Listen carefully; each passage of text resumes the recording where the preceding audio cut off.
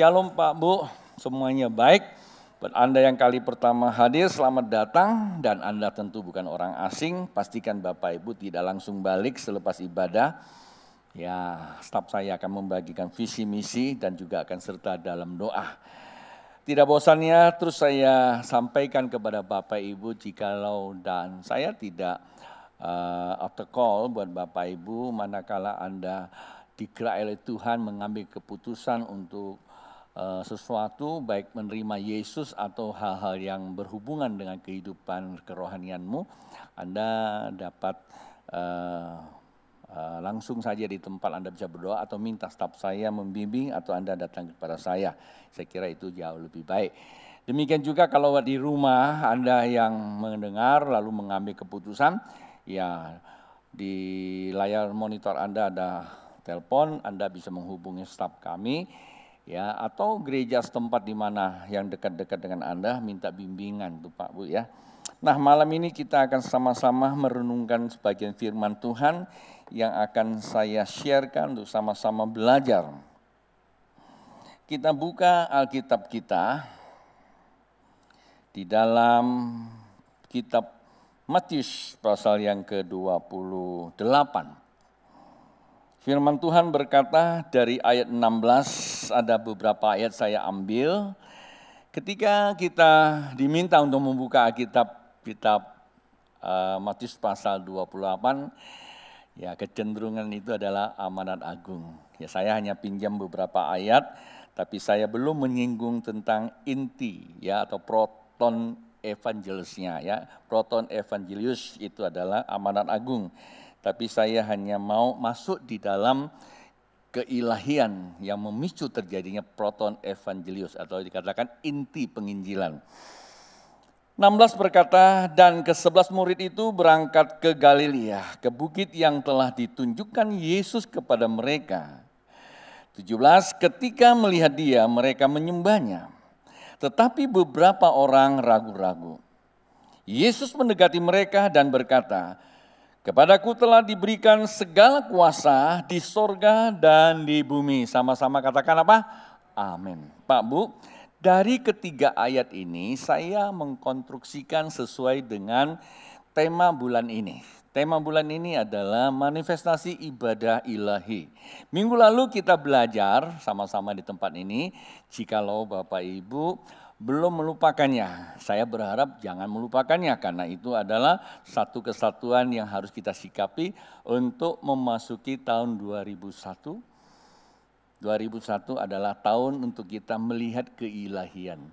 Satu kali lagi saya mesti ingatkan Pak Bu, setiap kali ada pernyataan firman Tuhan jangan disikapi itu sebuah slogan atau kelengkapan kerohanian, kekristenan secara agamawi, bahwa setiap regulasi atau reguler kehidupan selalu ada tema, bukan ya? Memang mungkin ada yang seperti itu. Tapi bagi kita tidak punya budaya seperti itu. Tetapi di tempat kita budayanya apa yang Tuhan mau kerjakan dan kita diingatkan untuk persiapkan diri. Itu dari tahun 2002 mulai awal di situ terjadi seperti ini. Maka setiap tahun mendekati akhir tahun Tuhan selalu berbicara kepada kita dan saya selalu tulis dan bukan sekali, dua kali, terus menerus saya renungkan sehingga jatuh kepada sebuah kesimpulan, ini loh yang Tuhan mau. Berarti kalau Tuhan mau kita melihat keilahian Tuhan, hanya saja diksi daripada tema atau topiknya itu tergantung kita memperindah ya. Kalau saya menggunakan istilah keilahian, apakah Tuhan langsung ngomong keilahian? Sebenarnya boleh saja ya saya katakan ya, melihat Yesus ya boleh saja karena memang itu satu kesatuan. Atau melihat kebenaran ya memang itu juga. Karena apa? Maknanya yaitu memang itu ya. Atau lihat kemuliaan Yesus ya, melihat kemuliaan Tuhan. Saya kira itu sama saja. Tapi kalau saya katakan lihat kemuliaan Tuhan kayaknya udah sering ya kita dengar gitu.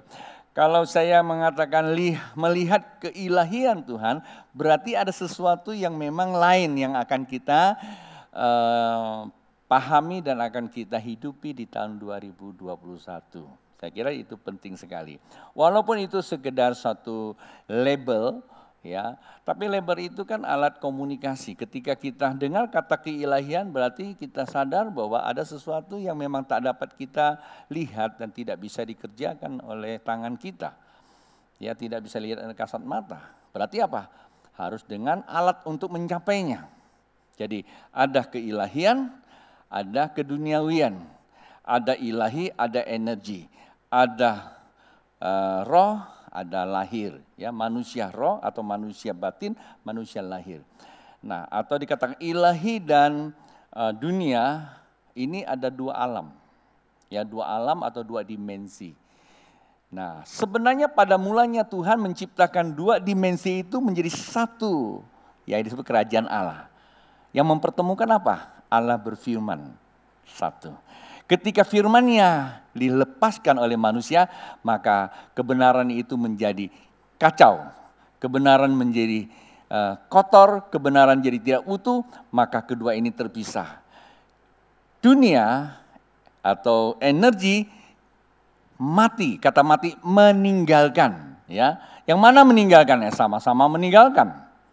Energi meninggalkan keilahian, keilahian meninggalkan energi, maka dikatakan mati.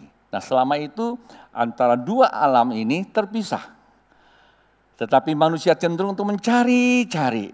Maka ada satu istilah, para filsuf, ya, mengatakan bahwa kalau kita ingin hidup bisa kembali ke ilahi, ke surga, ya, atau hidupnya diberkati, maka perlu kita mendekatkan diri ke surga.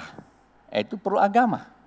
Ya, kalau agama itu kan sistem, ya, sistem mengatur kita untuk mengadakan, lakukan hal-hal yang ritual, ya, ritual itu adalah ibadah, yaitu secara para filsuf menyimpulkan seperti itu. Maka perlu ada agama, perlu ibadah supaya apa? Hidup bahagia dan apa? Mati masuk surga, seperti itu. Dan banyak orang Kristen juga berkata seperti itu. Tapi apa kata kebenaran? Minggu lalu atau 2 minggu lalu sudah disampaikan Pak Bu. Nah, karena mengacu kepada bulan Desember adalah manifestasi ibadah, kita menggunakan kata ibadah juga. Tapi manifestasi ibadah kita adalah ilahi. Nah, apa yang harus kita lakukan? Minggu lalu kita belajar apa? Masih ingat enggak? Imamat. Kata imamat itu adalah orang yang telah keluar dari kegelapan, sudah dipanggil keluar, sudah dikumpulkan menjadi satu kumpulan, namanya eklesia. Dan mereka-mereka itu adalah orang-orang yang menerima panggilan Tuhan. Ya, itu kata imamat. Nah, kata imamat penyembah yang ilahi. Karena imamat penyembah yang ilahi. Itu minggu lalu. Lalu minggu ini dengan 3 ayat itu saya mengkonstruksikan dengan topiknya adalah imamat yang menyembah. Kalau imamat penyembah ilahi itu hanya kata sifat saja, mengidentitaskan diri sebagai seorang penyembah. Kan tetapi yang menyembah itu menekankan kepada kerjanya, fungsinya. Berarti imamat yang menyembah dia bukan lagi sebagai suatu pribadi yang statis atau standby, tetapi yang dinamis, yang operation, ya, yang dinamis, yang progresif, yang selalu melakukan aktivitas. Tahu Pak Bu, sesuatu yang hidup dia selalu berubah, menghasilkan sesuatu. Nah, imamat yang rajani, ya, imamat yang menyembah, dia akan menghasilkan sesuatu. Apa yang dihasilkan bergantung kepada output, bergantung kepada input. Nah, untuk itu saya melihat ayat ini ada 3 elemen yang penting. 3 elemen ini adalah satu kesatuan. Yang pertama kita lihat di situ dikatakan bahwa mereka, para murid setelah mendapatkan panggilan ilahi, mereka pergi ke Galilea. Di situ mereka melihat Tuhan Yesus. Itu yang pertama saya mensimpulkan. Melihat Yesus dalam hadirat. Ya, melihat Yesus dalam hadiratnya, artinya apa melihat Yesus? Karena dia ada di situ. Ya, melihat Yesus ada di situ. Nanti saya akan jelaskan beberapa bagian sesuai dengan firman Tuhan. Yang kedua, di situ dikatakan apa? Menyembah dalam apa? Percaya. Karena di situ dikatakan mereka Waktu menyembah ada yang ragu-ragu. Itu yang kedua, dari ayat yang ke-17 itu. Lalu yang ketiga, 18, Yesus mendekati, lalu Tuhan Yesus berkata bahwa kepadaku diberi apa? Kuasa di sorga dan di bumi. Sebenarnya ini merupakan sebuah pemahaman, aku ini loh yang menyatukan antara sorga dan bumi. Ketika aku lahir sebagai manusia dan menjadi raja. Kenapa raja? Karena dia mengalahkan penguasa. Seseorang bisa dikatakan raja ketika sang raja yang berkuasa telah ditaklukkan. Ini cara sosialnya begitu.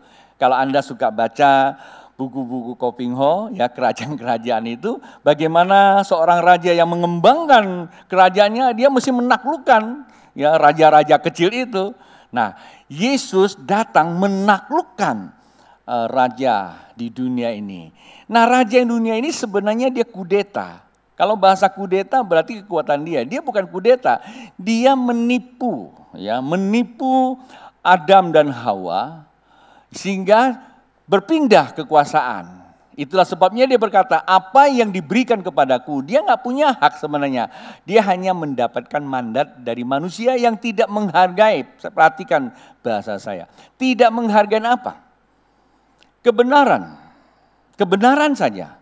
Dia tidak buat apa-apa. Karena kebenaran kata Tuhan, jangan kamu makan. Bukan soal buahnya, Pak Bu. Ya, bukan soal buahnya, bukan makan buahnya dia itu kehilangan kerajaan Allah. Tetapi dia melanggar perintah. Penting sekali. Ya, umpamanya kalau Bapak Ibu disuruh bayar perpuluhan, bukan bayar perpuluhannya. Ya. Anda mau bayar, tidak bayar itu soal nomor 2. Tapi perintahnya Anda percaya enggak gitu. Nah, kalau percaya pasti lakukan. Tidak percaya berarti Anda sedang mengempaskan itu kebenaran. Kira seperti itu Pak. Sehingga terjadilah perpisahan, jadi 2 dimensi. Ya memang dalam manusia mempunyai hati nurani yang selalu mencari-cari seperti itu ya. Maka para filsuf ya, kalau diambil dari secara filsafat ya agama ketuhanannya, teologi ketuhanan dia bagaimana gitu ya secara filsafat. Saya kira itu saya tidak bahas, terlalu ilmiah sekali. Nah, kita akan lihat yang pertama. Jadi, mengapa para murid itu berjumpa sama Yesus, bisa melihat? Di mana ia melihat? Di situ dikatakan apa di ayat 16 apa? Mereka pergi ke Galilea. Di Galilea mereka berjumpa. Seandainya mereka pergi ke Sungai Yordan, ketemu enggak?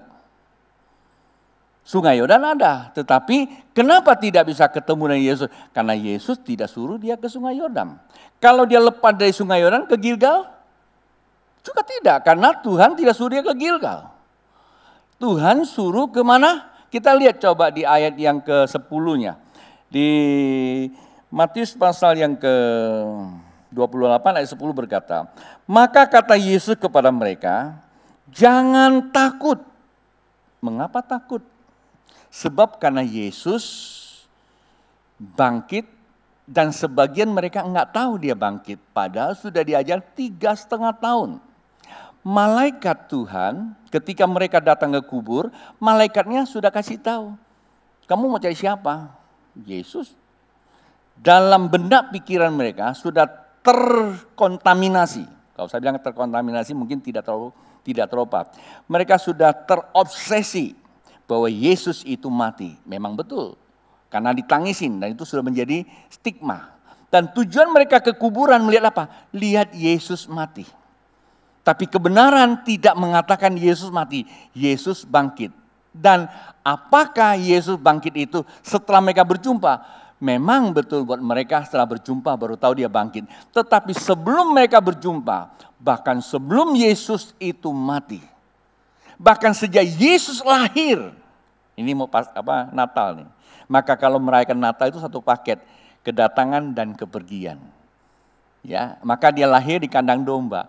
Nah, kandang domba yang biasa dipergunakan untuk korban penembus dosa.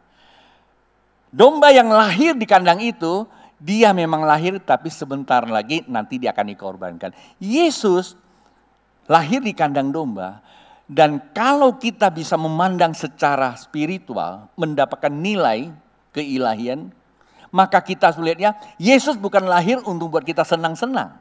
Yesus lahir itu untuk menggantikan kematian kita. Dia sudah ada di, bukan lembah kematian, tetapi apa? Di menara kematian. Karena itu kata Migdal Eder itu adalah menara domba. Artinya domba yang akan ditinggikan. Berarti dia lahir nanti akan mati.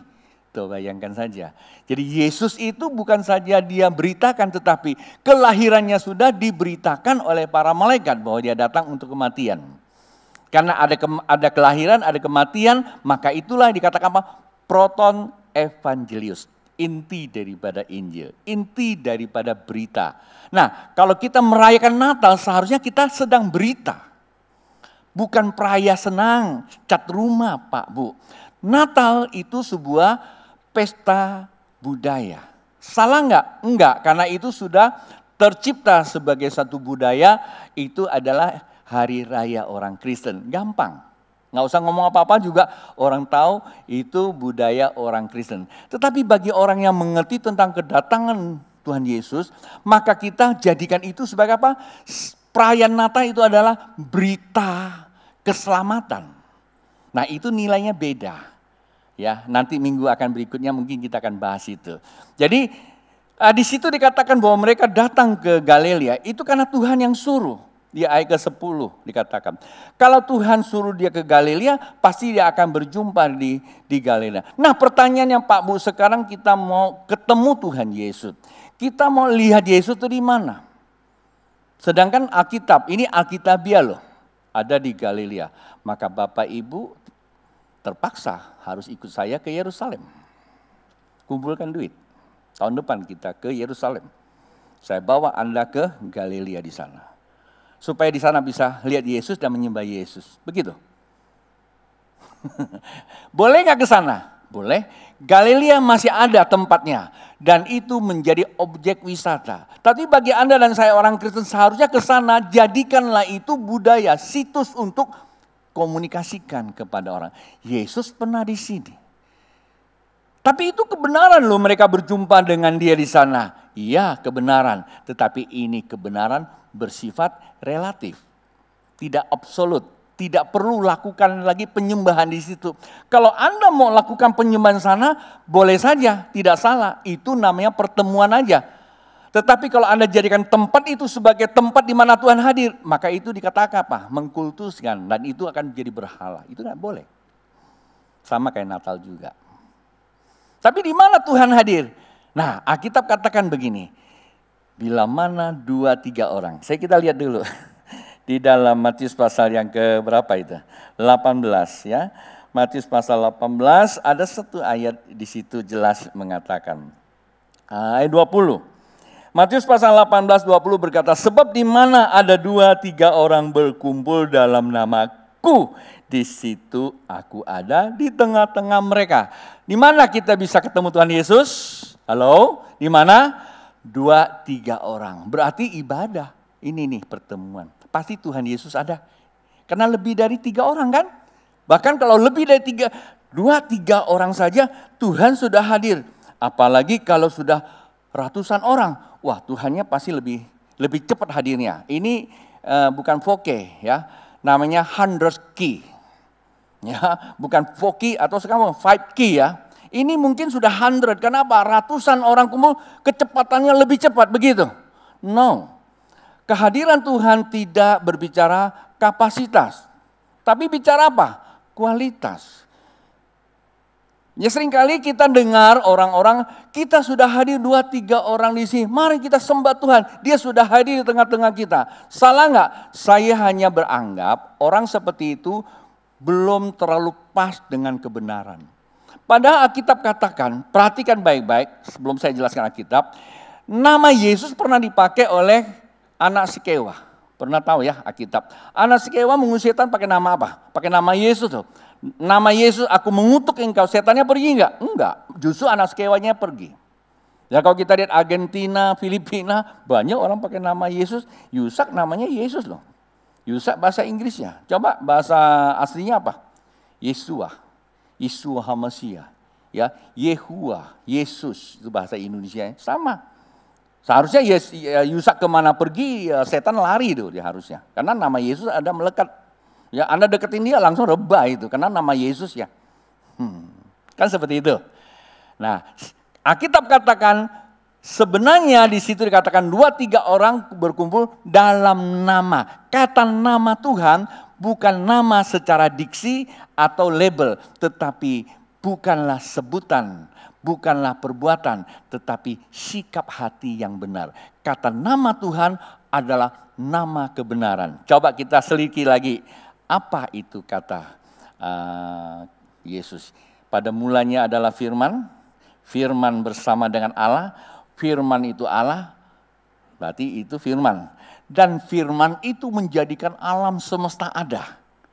Yohanes 1, ya. Kemudian di ayat 14 apa? Firman itu menjadi manusia. Mengambil apa? Rupa sebagai apa? Anak manusia. Anak manusia. Berarti firman itu langsung, kalau saya bilang spirit ya. Spirit itu kan terjadi bahasa keretakan mungkin tidak terlalu teologis. Terpisah jadi 2. Ya. Dalam bahasa saya ya. Itu secara otomatis ada anak maka ada bapak. Oh iya dong, kalau dalam sebuah terminologi kehidupan ada anak ya pasti ada bapak, maka otomatis itu menjadi apa? Firman tidak hilang, firman itu luas, firman itu eksistensinya adalah roh, dia ada di sorga dan keadaannya adalah roh, keberadaannya tidak terbatas, maka di sorga dan di bumi. Sorga adalah Bapa, di bumi adalah anak. Yang menemukan dia antara 2 itu apa? Kebenaran. Paham toh? Jadi yang terpenting itu adalah kebenaran. Maka itu dikatakan di dalam Yohanes pasal yang keempat ayat 24 apa bilang itu? Saatnya sudah tiba bahwa orang akan menyembah Bapa dalam apa? Dalam roh dan kebenaran. Artinya Bapa itu roh, ya, firman itu roh, dan roh itu akan selalu bersinggungan atau berasimilasi atau beriada bersatu dengan apa? Kebenaran. Kalau di situ ilahi, di sini dunia atau di sini energi, di situ ilahi dan yang mempertemukan adalah kebenaran. Jikalau Bapak Ibu punya kebenaran, maka disitulah Bapak Ibu akan melihat keilahian Allah yang disebut Yesus Kristus Tuhan. Bisa dimengerti Pak Bu? Lalu sekarang pertanyaan di mana Yesus itu hadir? Lagu tadi bagus ya. Maka jiwaku, gimana ya nyanyi? Maka jiwaku menyembah. Jadi pikiran perasaan di situ menjadi ruang kebatinan. Pikiran itu terarah kepada kebenaran. Perasaan itu menyatukan kebenaran itu dalam ruang kebatinanmu. Dan Alkitab katakan, aku menjadi Allahmu dan engkau menjadi umatku. Rohmu menyembahku, maka rohku akan menyatu kepada engkau. Sehingga kau punya hidup kembali dan hidupmulah menjadi alat. Kalau saya gunakan kata alat, menjadi kekuatan. Hidupnya Tuhan itu roh. Sehingga kita mempunyai hidupnya Tuhan. Supaya kita mempunyai apa? Saya hari ini renungannya itu kok. Yohanes 10 ayat 10 itu. Ya, supaya kamu punya hidupnya Tuhan. Supaya kamu mempunyai kelimpahan Tuhan. Nah itu dia, haleluya. Bilang apa? Amin. Ya, jadi itu sangat penting sekali Pak Bu. Nah itu yang pertama. Jadi sekarang kalau Anda mau menyembah, di mana sikap hati kita? Bukan perbuatan. Boleh nggak? Boleh aja. Ya, mau bahasa roh, mau menyembah dalam roh, silakan. Itu budaya sebagai alat komunikasi. Tetapi buat apa sebuah alat budaya jadi alat komunikasi tapi tidak nyampe? Ya, Anda bahasa roh orang nggak ngerti, ya ngapain aja orang jadi bingung. Ya, lebih baik Anda nyanyi ya. Satu hal yang terindah di dalam hidupku, orang ngerti. Ini orang benar-benar ya. Kan lebih bagus daripada inna nama syerwaya masuk. Tuh dia lihat-lihat ini ada rumah sakit apa sini. Boleh nggak sih nyanyi seperti itu? Boleh aja, Anda sendiri, jangan ganggu orang lain. Jangan buat kegaduhan dalam kehidupan ini. Kita sudah letih melihat pandemi yang sudah membuat kita pusing. Ya Pak ya? Jadi mari kita buat kedamaian. Hadirkan sorga di tengah kehidupan kita. Yang kedua Pak Bu, supaya tidak terlalu panjang di sini. Dan yang kedua tadi bilang apa? Mereka menyembah, ya mereka menyembah dalam kepercayaan. Ya, jadi yang ketiga dikatakan di situ menyembah Yesus dengan percaya, menyembah Yesus dengan percaya, bukan dengan ragu-ragu. Karena di situ katakan apa? Di ayat yang ke-17 juga, waktu mereka menyembah, sebagian orang ragu-ragu. Loh, apa maksudnya ragu-ragu? Apakah mereka mundur? Apakah mereka tidak sujud menyembah? Memang Alkitab tidak merekod bahwa apakah mereka sebagian langsung lari gitu. Tidak, tetapi pemahaman teologisnya yang saya terima, ya, mereka ragu-ragu dan menandakan tidak percaya. Apa sebab? Itu yang dikatakan Amsal pasal yang ketiga, ayat yang kelima. Saya pinjam ayat ini supaya saya bisa komunikasikan sore ini, karena pagi tadi kayaknya tidak saya bacakan karena waktu. Amsal pasal 5, pasal 3 ayat 5 berkata, percayalah kepada Tuhan dengan segenap hatimu, dan janganlah bersandar kepada pengertianmu sendiri. Tuh yang pertama tuh ya. Percaya jangan bersandarkan pengertian. Kata percaya jikalau masih mensandarkan pengertian, menandakan engkau tidak percaya kepada dia, tapi engkau masih percaya kepada dirimu sendiri. Nah, persoalannya kalau engkau tidak percaya kepada kebenaran, engkau mulai mempercayakan kepada dirimu, engkau lakukan, engkau namanya apa? Percaya diri. Dan percaya diri mempunyai nilai lebih enggak? Oh iya, kenapa? Percaya diri bisa mengungkit ya, bisa memicu potensi manusiawi kamu. Bisa jadi super juga, bisa. Tanpa Yesus bisa. Tetapi Alkitab katakan terkutuklah mereka yang mengandalkan. Dan kecenderungan orang seperti itu, ciri-cirinya apa? Ego. Orang yang tidak percaya Tuhan, pasti ego, terlalu egosentris. Dia mau menang sendiri. Kalau dia sudah mulai diganggu, dunia sudah langsung masuk ke perang yang ke-10, padahal yang 3 aja belum. Kalau sudah egosentris, apa yang terjadi? Keangkuhan hidup, merasa dunia dia yang punya. Dia yang paling benar. Semua tatanan kehidupan habis. Itu namanya apa? Kerusakan mental. Timbulnya tidak memiliki moral. Padahal kita punya tatanan kehidupan, tatanan sistem kehidupan itu sudah diatur, harus kita akui, baik itu secara pemerintahan, secara alam. Kalau alam mengatakan malam mesti harus tidur, ya tidur, tapi ada yang malam masih melek. Kalau untuk yang pengantin baru nggak apa-apa, karena masih diskusi bagaimana membangun kehidupan. Karena lihat saya tiba-tiba, oh iya tuh Kevin rupanya ya. Dan semalam aku baru memberkati, hari ini datang, ini suatu contoh yang baik ya. Biasanya kalau baru merit langsung dia hilang. Minimal 2 bulan baru muncul lagi. Ini orang yang cukup bagus. Nah, apa sebab dikatakan tidak ragu-ragu? Karena mereka masih membawa pahamnya. Ya, masih ingat ya, waktu Musa melihat api kemuliaan itu di Gunung Horeb, apa yang terjadi? Waktu Musa tiba-tiba balik, kenapa dia percaya kan?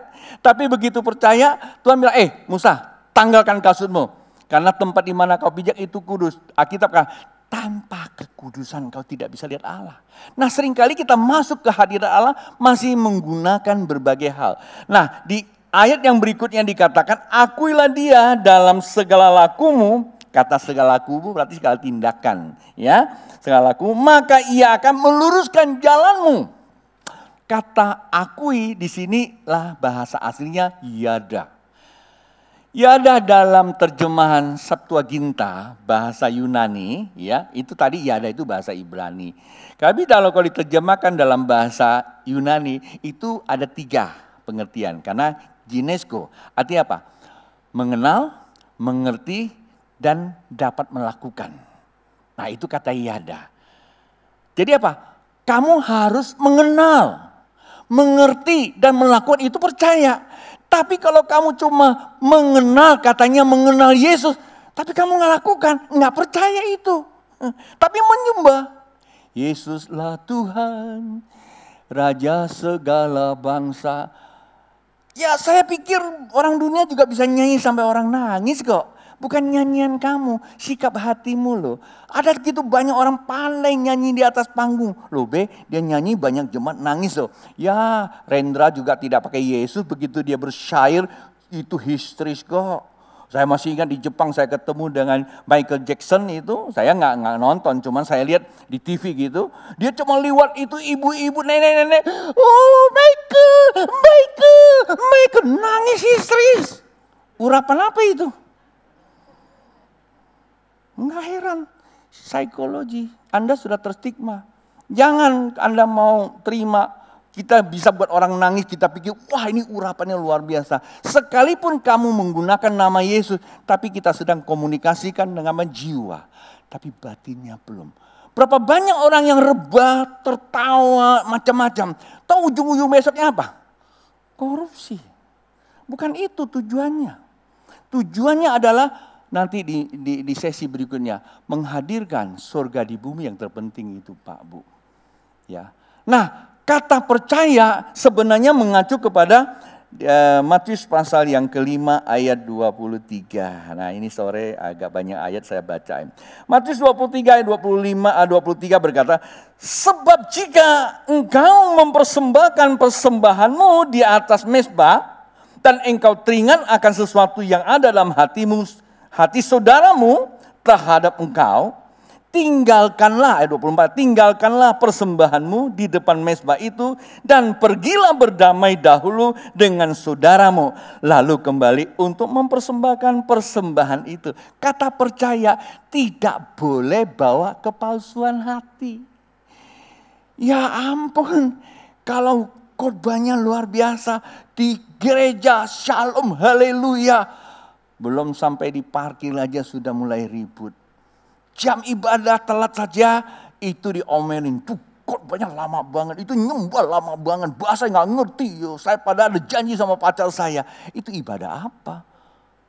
Di sini nggak ada yang saya ngomong di sana sini gitu loh. Mengerti ya? Artinya kalau kita mau menyembah Tuhan, ada sesuatu di hati kamu belum beres dengan saudaramu. Dengan istrimu, dengan suamimu, ya. Baru saja ke tetangga ngomongin sama tetangga, itu suami saya semalam nggak pulang, padahal saya udah sediain makanan sudah dingin, habis saya mau pulang, udah pulang, udah bau sana bau sini, dia omongin gitu loh. Terus ke gereja, bergandengan tangan dalam satu kasih, ntar lo pulang. Tapi sembah apa itu? Anda bisa lakukan spiritual tapi tidak memiliki kekuatan. Serahkan hidup sepenuhnya. Yang terakhir. Yang terakhir itu kita lihat yang terakhir. Yang terakhir itu kata apa? Mengalami kepenuhan kuasa ilahi. Maksudnya apa? Alkitab katakan Tuhan Yesus menghampiri. Karena Tuhan Yesus berkenan. Iyalah kalau orang datang pada kita dia berkenan enggak? Oh berkenan. Satu ketika saya ada di warung kopi, bukan warung kopi, di hotel di rumah makan Gajah Mada. Ya Gajah Mada ya, sudah saya sebut namanya lagi. Satu rumah makan bersama dengan kawan-kawan dari Jakarta. Kami lagi makan asik-asik, tiba-tiba muncul ada protokol. Wih rame itu, macam-macam lah protokol. Terus tiba-tiba aku lihat, ada satu bapak muncul, rupanya teman saya. Saya bilang, bro, saya gituin, datang. Siapa tahu nggak? Wakil gubernur. Terus saya perkenalkan teman saya, ini loh, bapak wakil gubernur. Mereka bilang, ya ampun, wakil gubernur dilambainya Pak Pendeta langsung hadir. Kenapa? Karena kenal. Kedua apa? Ada perkenanan. Karena dia tahu saya pendeta. Pak Bu, Tuhan Yesus itu mengenal kita siapa. Kemudian ada perkenanan, dia datang. Dia ngapain datang? Dia kepadaku diberi kuasa di sorga dan di bumi. Kehadiran Tuhan menyatukan kuasa ilahi sampai kepada kuasa energi. Ketika kehadiran Tuhan di dalam kehidupan kita, lewat penyembahan kita, kita mengalami sebuah hidup yang baru. Seluruh eksistensi hidup ilahi kita hidup kembali. Roh kita hidup kembali. Kita hidup dalam hidupnya Tuhan. Ya, bukan hidup dalam kehidupan. roh kehidupan, tapi kita hidup dalam roh hidup, bukan roh kehidupan, beda. Roh kehidupan itu roh manusia yang sudah kehilangan keilahian Tuhan. Ketika itu hidup kembali, maka kita mempunyai hidupnya Tuhan, dan hidupnya Tuhan akan menghidupkan kehidupan kita. Dan kehidupan kita, apa yang kita kerjakan, menyatakan kerajaan Allah. Karena apa? Intervensi surga di bumi. Dan seperti itu Pak Bu. Maka dikatakan dalam Kisah Para Rasul pasal yang pertama 8. Bila roh Allah turun atasmu, engkau akan terima apa? Kuasa Allah. Kuasa surga ada di bumi. Di mana engkau hadir Pak Bu? Saudara, engkau teriak-teriak seperti orang karismatik. Saya orang karismatik juga. Ya, kayak apa ya? Kayak orang gimana ya? Kalau saya bilang kayak gimana gitu ya. Kalau saya bilang kesurupan enggak enak juga ya. Nanti orang karismatik marah sama saya. Ya, kayak orang karismatik ya, histeris, teriak sana, teriak sini. Setan keluar, setan keluar. Pada sendirinya masih banyak setan. Mana bisa keluar? Tetapi kalau engkau hidup di dalam keilahian Tuhan, kuasa ilahi Anda, setan jangankan kamu tengking, dia dengar namamu saja, dia sudah ngacir. Dan itu mesti jadikan sebuah konsep hidupmu. Saya percaya bahwa hidup kita akan menjadi apa? Lebih dari pemenang. Mari Pak Bu bangkit berdiri. Ya, jadi kesimpulannya, imamat yang menyembah 3 elemen tidak boleh ketinggalan. Yang pertama, lihat Yesus dalam hadiratnya. Ya, percaya. Jadi katakan ya bahwa percaya itu sangat penting. Jadi menyembah dengan percaya. Kemudian yang terakhir, mengalami yang namanya kepenuhan kuasa ilahi. Lagu yang terakhir tadi itu.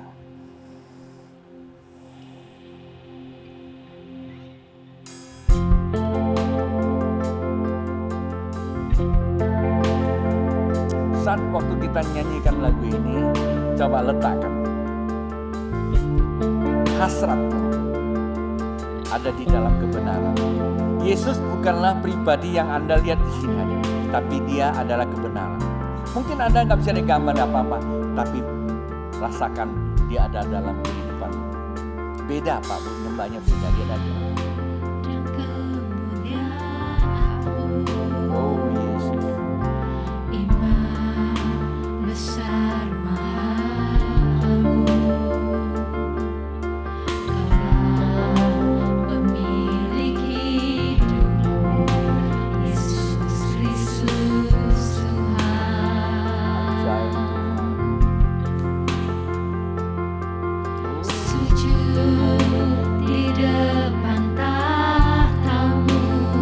Saya ingatkan kepada Bapak Ibu, untuk Anda yang mungkin coba kontemplasi, terus mulai mengimajinasikan Yesus dalam batinmu, kamu mulai merasakan, jika Anda tiba-tiba kehilangan kesadaran, jangan takut. Biasa, jiwa kita kadang-kadang mesti dikendalikan. Ya, tidak masalah, ikutin aja, jangan takut. Karena fokus intensitas kamu, namanya higher intention. Anda selalu tuning kepada Tuhan. Dan dia akan menunjukkan namanya apa? Bening di saya. Ada hasrat yang menggebu.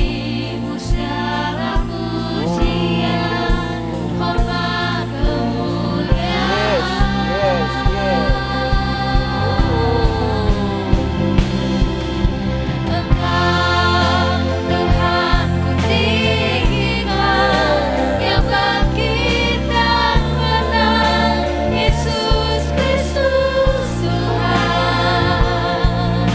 Raja mulia dan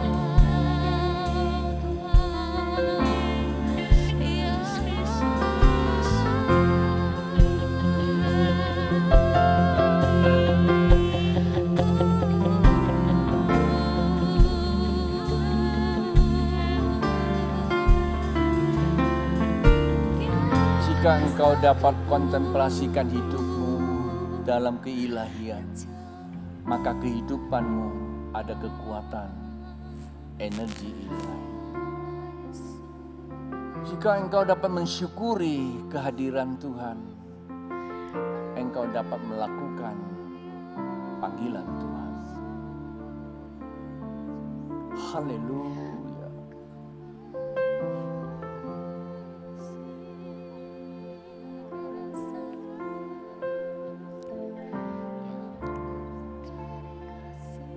Sebab apa yang telah kuteruskan kepadamu telah aku terima dari Tuhan, yaitu bahwa Tuhan Yesus pada malam waktu ia diserahkan, mengambil roti dan sesudah itu ia mengucap syukur atasnya.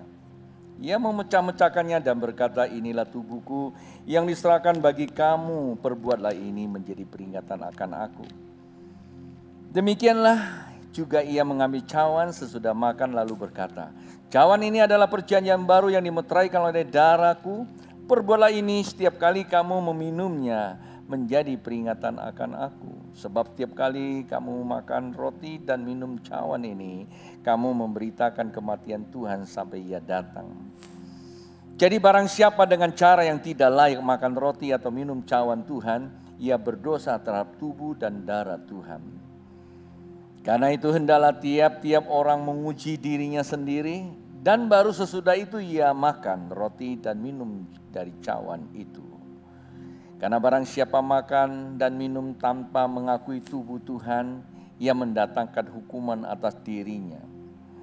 Sebab itu banyak di antara kamu yang lemah dan sakit dan tidak sedikit yang meninggal. Kalau kita menguji diri kita sendiri, hukuman tidak menimpa kita. Tetapi kalau kita menerima hukuman dari Tuhan, kita dididik supaya kita tidak akan dihukum bersama-sama dengan dunia. Hukuman Tuhan terkadang tidak enak. Jikalau kita memang sengaja dan tidak mau melepaskan apa yang telah menjadi kekejian Tuhan. Tetapi ketika kita mengakui itu hukuman dari Tuhan untuk kita, tujuannya untuk memperbaiki sikap dan perilaku kita, justru hukuman itu menguatkan kita supaya kita tidak serta di dalam hukuman yang ditimpakan kepada alam maut yang sedang bergelora goncangan demi goncangan. Mari angkat roti ini, diberkatilah roti sebagaimana firman Tuhan berkata, Bapa, ketika kami makan maka kami sudah menerima perjanjian ilahimu, dimeteraikannya oleh darahmu di dalam nama Tuhan Yesus. Mari kita makan bersama.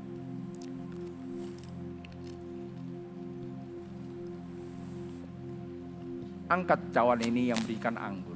Diberkatilah anggur ini sebagaimana firman Tuhan berkata, inilah darahku, darah perjanjian baru yang dimeteraikan oleh kematianku supaya engkau terima pengampunan, supaya engkau memperoleh hidup yang baru. Di dalam nama Tuhan Yesus. Mari kita minum bersama. Sebagai imamat yang menyembah, mari katakan dari hatimu yang dalam, jiwamu yang telah dibenarkan, jiwamu yang telah ditahirkan oleh kebenaran. Tuhan hadir bukan lagi dalam pandangan fisik. Tuhan hadir dalam ruangan ilahi, yaitu batinmu, dalam jiwamu. Maka Tuhan menjadi Allahmu. Tuhan menjadi Allah kita. Ketika kita percaya menyembah, lepaskan semua beban-beban kita, lepaskan semua yang tidak benar, lepaskan semua yang Tuhan tidak berkenan, maka sesungguhnya hidup kita sudah menjadi penyembah. Kehidupan kita menyatakan keilahian, menyatakan surga di dalam kehidupan. Oh,